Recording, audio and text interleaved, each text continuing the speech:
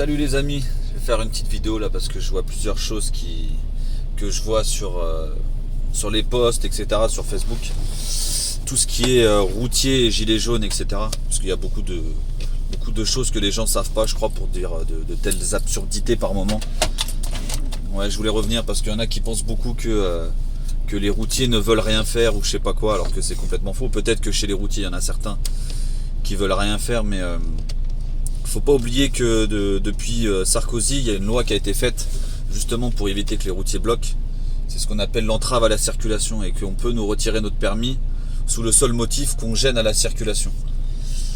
Donc c'est pas que les routiers ne veulent rien faire, c'est qu'ils ne peuvent rien faire.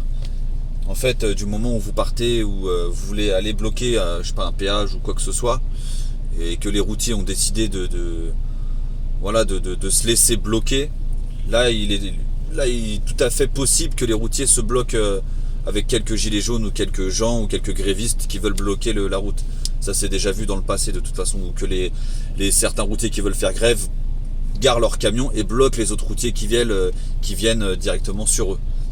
Là c'est tout à fait faisable. Je vois trop de gens qui disent que les routiers ne veulent pas participer ou quoi que ce soit. Après c'est au seul bon vouloir déjà des employeurs, ce qui est déjà un petit peu compliqué vu le marché du transport ces dernières années, moi qui suis dedans et beaucoup de mes collègues pareil, c'est plus un métier où les marges sont énormes, où les employeurs se font de gros salaires ou je sais pas quoi. C'est beaucoup de petites structures justement qui galèrent, qui sont vraiment avec des bénéfices serrés. Donc déjà s'arrêter 1, 2 jours ou 3 jours, ça devient déjà très compliqué. Les petits transporteurs peuvent perdre leurs clients. Il y a plein de choses à prendre en considération comme ça. Donc c'est vraiment pas simple pour les routiers de se mettre en grève ou de s'arrêter. Et les syndicats de routiers, moi personnellement je suis routier, je suis affilié à aucun syndicat, ce qui arrive beaucoup dans le monde du transport. Et au final, après nous, si les syndicats routiers vont négocier des choses pour les routiers, on n'y peut absolument rien. Mais c'est pas pour ça qu'on est d'accord avec ce qu'ils ont négocié ou quoi que ce soit. On n'est pas souvent tenu au courant de ce qui se passe, etc. Donc après c'est pareil. Le seul moyen aux routiers de bloquer, c'est de se faire bloquer par d'autres personnes et de s'arrêter volontairement, de se laisser bloquer quoi au final. Donc arrêtez avec cet amalgame que les routiers ne veulent absolument rien faire. Il y en a beaucoup qui sont dans les gilets jaunes, moi et plein d'autres, mais on peut pas se bloquer. On a un employé derrière, on a des clients, des livraisons à respecter, etc. C'est vraiment tout un engrenage, c'est un peu compliqué. Et le transport routier a énormément changé depuis ces dernières années. C'est vraiment des marges qui sont très serrées. Il y a les étrangers qui viennent en France qui ramassent un peu de boulot, donc il y a une concurrence déloyale qui se fait en France par rapport au monde de la route. C'est très compliqué. Donc je voulais juste revenir là-dessus pour mettre quelques trucs au clair, parce que depuis Sarkozy c'est devenu quasiment impossible aux routiers de faire la grève ou je sais pas quoi de leur propre fait. On peut pas, c'est un peu compliqué de vouloir faire ça. Il y a que les syndicats qui peuvent lancer des choses. Et après c'est pareil, hein, t'es syndiqué, mais c'est pas pour ça que tu vas pouvoir bloquer le camion de ta société, tu vois. Après les employeurs, les grosses structures, etc. peuvent peut-être envoyer leurs salariés bloquer telle ou telle chose. Mais ouais, ça devient compliqué avec ce qui se passe dans le monde du transport en ce moment. C'est compliqué de pouvoir bloquer avec un camion ou quoi que ce soit. Déjà c'est interdit maintenant. Donc c'est vraiment que les routiers par exemple qui s'arrêtent, ils vont à pied ou ils se rejoignent avec des autres grévistes, etc. pour manifester. Mais bloquer avec un camion c'est devenu interdit, on peut pas depuis déjà Sarkozy. C'était très malin de leur part de passer ça, parce que du coup les routiers leur faisaient très peur. Il y a eu des grosses grèves de routiers qui se sont passées en France et qui ont beaucoup paralysé le pays, parce qu'il faut pas oublier que si les routiers s'arrêtent une ou 2 journées de ravitailler tout ce qui se passe en France, c'est fini. Les centres commerciaux sont vides, les pompes à essence sont vides. C'est la France sans les routiers, elle ne tourne pas. Il faudrait que quelques jours tout marche à flux tendu. Tout ce qui est grande surface, etc. il marche de plus en plus avec des flots tendus. Donc une ou 2 journées c'est fini. Après la grève du 5, les routiers, moi ceux que je vois et ceux qui veulent vraiment, c'est ceux qui ont vraiment compris le mouvement des gilets jaunes et ce qui se passe en France en général, je dirais, parce qu'il y en a qui restent têtus, un peu comme beaucoup de citoyens français. Il y en a énormément qui restent têtus, qui comprennent pas pourquoi le mouvement des Gilets jaunes. Ils pensent qu'on est des casseurs, ils pensent qu'on vient sur Paris pour tout casser, etc. Ils ont vraiment une mauvaise image des Gilets jaunes qui a été transmise par les médias, parce que les médias passent vraiment ce qu'ils veulent passer. Comme Place d'Italie, c'est pareil, hein, moi j'y étais samedi.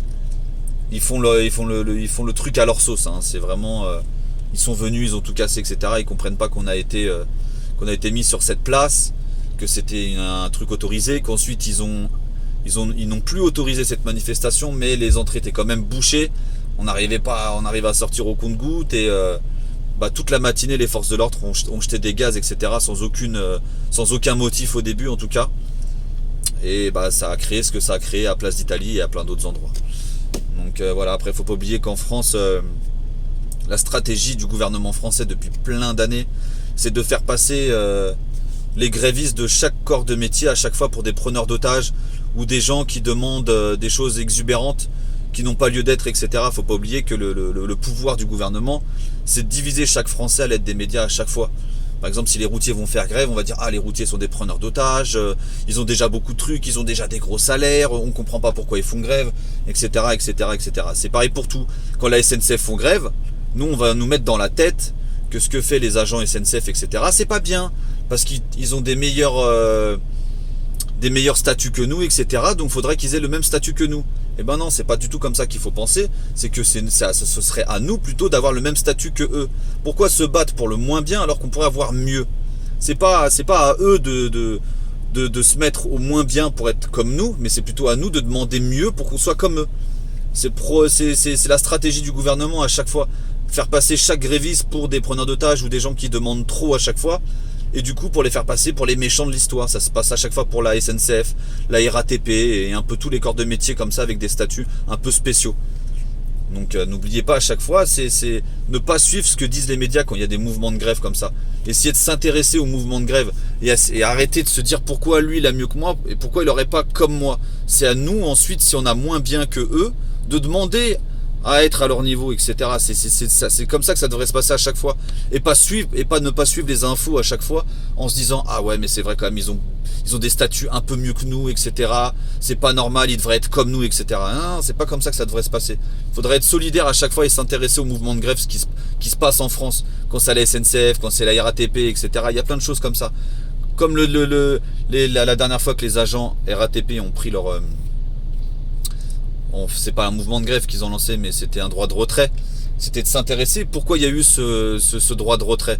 Il y a beaucoup de conneries qui sont passées aux infos par le Premier ministre, etc., qui voulait attaquer en justice tous les agents SNCF qui avaient pris ce droit de retrait pour eux d'une façon totalement non légitime, alors que si on se serait bien intéressé au problème, c'était tout à fait légitime de le prendre. Donc vraiment s'intéresser, essayer même de ne passer que par les réseaux, essayer de comprendre, etc., ce qui se passe. On en apprend beaucoup plus par Facebook et par les réseaux que par les infos en elles-mêmes. Parce que les infos en elles-mêmes, elles vont nous montrer que ce qu'elles veulent. Et dans le sens du gouvernement la plupart du temps. Donc voilà, je voulais faire juste un petit chapitre par rapport au monde de la route et aux gilets jaunes. Parce qu'il y a beaucoup de gens qui pensent que les routiers ne veulent rien faire ou ne bougent pas leur cul, etc. C'est pas qu'on ne veut pas, c'est qu'on ne peut pas. Il y a des lois, on peut perdre notre permis, on peut perdre notre travail. L'employeur peut perdre des lignes, peut perdre des trucs. Il y a beaucoup de petits employeurs qui ne peuvent absolument pas se mettre en grève. Donc il ne faut pas oublier ça. Après, se faire bloquer sur la route par d'autres personnes, c'est différent. Mais ne pas tenter des actions de fou comme j'ai pu entendre Fly au tout début du mouvement, etc. Ouais, faut défaire les mains d'air ou je sais pas quoi. Ça sert à rien d'abîmer le matériel non plus, ça sert à rien de se mettre les routiers à dos non plus. Faut essayer de les comprendre, si vous voulez arrêter des routiers, etc. Prévoir de la nourriture, des trucs, tout ça, parce que j'ai vu des trucs aussi au début du mouvement des Gilets jaunes. J'ai parlé avec beaucoup de routiers, ça passait mal, parce que les gens étaient arrêtés complètement sur le bas-côté, ils pouvaient pas aller aux toilettes, il n'y avait pas de douche, il n'y avait pas de repas, il n'y avait pas d'eau, il n'y avait rien qui était mis en place. Donc faut pas oublier tout ça, les routiers c'est aussi des personnes à part entière qui partent des fois à la semaine, voire au mois. À un moment donné, des fois ils ont aussi envie de rentrer chez eux, donc essayez de bloquer ceux qui ont envie de se faire bloquer et de laisser passer les autres. Mais après voilà, c'est le mouvement des Gilets jaunes, c'est comme tout, c'est pas, il y en a beaucoup pour beaucoup de personnes, c'est pas des mouvements qui leur sont propres à eux, ils comprennent pas trop encore pourquoi. Ils nous prennent pour des uluberlus à aller manifester le samedi ou je sais pas quoi, ils comprennent pas pourquoi on le fait quoi. Ils se disent qu'on est dans une démocratie, etc., qui comprennent pas pourquoi on va manifester alors qu'on est en France, qu'on est quand même mieux que dans d'autres pays. Mais si c'est pour regarder en arrière et pas regarder en avant, ça sert à rien ça sert à rien de vivre. Enfin bref, ça c'est ma vision de la chose. Donc voilà. Donc c'était juste pour expliquer un petit peu ça, parce que je vois trop d'absurdités par rapport aux routiers et au mouvement des grèves, comme quand on s'est jamais mis en grève depuis le début. Donc prenez bien ça en compte, c'est qu'on ne peut pas, on peut perdre notre permis, on peut perdre notre métier du coup. Donc voilà, laissez des trucs en commentaire si vous avez des questions ou quoi que ce soit. Je pense que des routiers vont lire ces trucs et pourront répondre aussi à vos questions. Si vous avez vraiment des questions que vous comprenez pas, le fait qu'on ne peut pas s'arrêter, etc. Sur ce, je vous souhaite une bonne soirée.